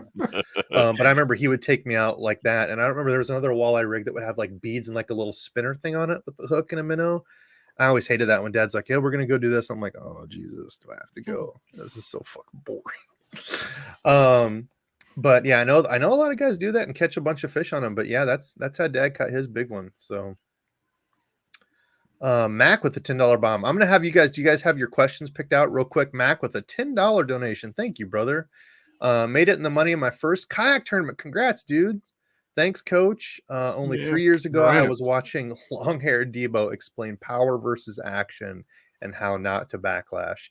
See, this is the type of stuff that keeps me going. Like, we're just 3 regular guys that fish, and all of us have had a different touch and a different, impact on fishing in different ways with the people that watch our channels.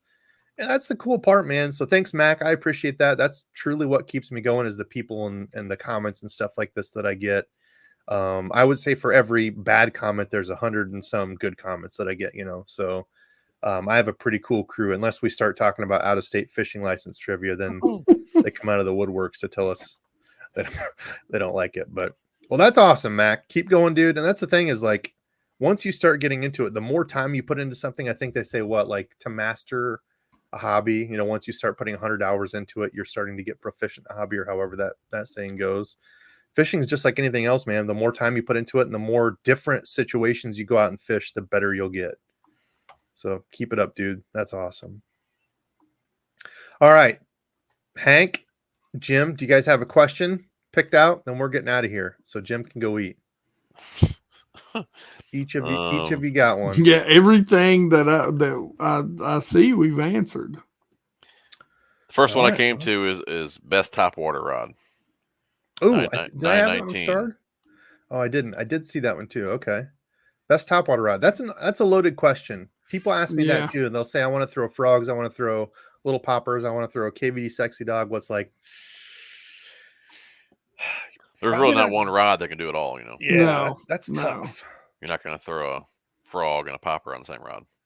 But I would say if I had to pick one as the best do it all, I always tell people a 7-ish foot, medium heavy, like moderate fast, and you can get away with quite a lot. You can throw small frogs, buzzbait, larger, treble hook topwaters. And That in a would be Even pinch, your you bigger put braid on it, ploppers. you could even probably throw a frog with that if it wasn't real thick stuff, Yeah. Yep. Yeah. So hopefully that helps. And actually that, like I was saying before, that arc catalyzer was one that did that perfect. I didn't throw a frog on it, but I threw a number of treble hook baits, buzz baits, like Baskeek and I were talking about too. If you're looking for a budget, that Arid X, I got the medium, and I threw pretty much smaller treble hook baits on it, like a 100 size plopper, smaller walking baits, that kind of stuff. And that rod did amazing because it's really bendy. Like it's really bendy but strong. Yeah. Yeah, they're a little on the softer side. Yeah. Yep. I think that whole series is. That's I guess the professional way of saying bendy. Yeah. Yeah. All right, Hank, what's your question? I got none, man. I can't find one. Oh my gosh. All right, come on, you guys, light us up here. We need one more question for Hank. No matter what it is that pops up, Hank has to answer. Okay, here it is. Next question. So here's the first one that I saw. Great stream, bros. Love everyone. Blind Eye said the arc catalyzer does good for frogs. Okay. Okay, we're waiting here. Randall Pink Floyd was number of thanks I see here before this. Yeah, I don't see any questions. Usually the next one that comes up, no matter what it is. I'm waiting. Okay, next one that comes up. Oh God, this is gonna be loaded. What's it gonna be? Oh, another great stream, everyone that just popped up. Thanks, guys. Been fun. Here it is. Brennan, best fast food chain that is not Chick-fil-A. Oh God, here we know. We're gonna hit Randy and frickin' Jim over here. DQ. No, it's nerds in the DQ. I don't know, man. Well, listen. Okay, if you're where I'm from, look it up. It's called Pal's Sudden Service.